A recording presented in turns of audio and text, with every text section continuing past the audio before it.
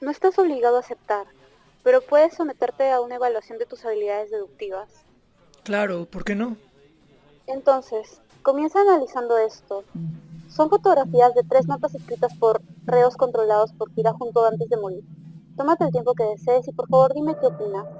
Qué interesante. Por favor, es un juego de niños. Hay un número de impresión al reverso de cada fotografía. Si ignorar este hecho e incluso así advirtiera la frase, L, ¿sabías que el dios de la muerte solo come manzanas? ¿Qué pasaría? Si el primer intento la leyera como Kira lo deseaba, sospecharía más de mí. Pero el que puede descifrar este código elemental no basta para probar que soy Kira.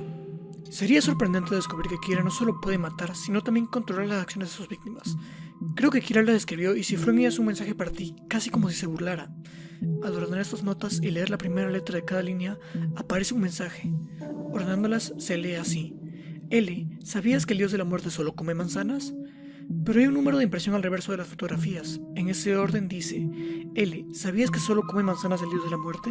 Que no suena bien, y no creo que Kira lo hubiera querido de esta forma. Es incorrecto.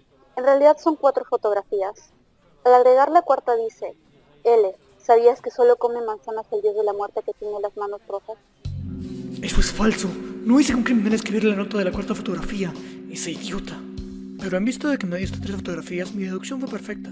No, no lo fue. Lo cierto es que hay 4 fotografías, y haberlo descubierto habría sido perfecta. Aunque supiste que el mensaje estaba incompleto, decidiste que solo había 3 notas. Jamás se te ocurrió que había una cuarta. Maldito, no estaba probando mis habilidades deductivas. Quería ver cuál sería mi reacción. Si fueras yo enfrentando a alguien que podría ser Kira, ¿cómo determinarías la inocencia o la culpabilidad de esta persona?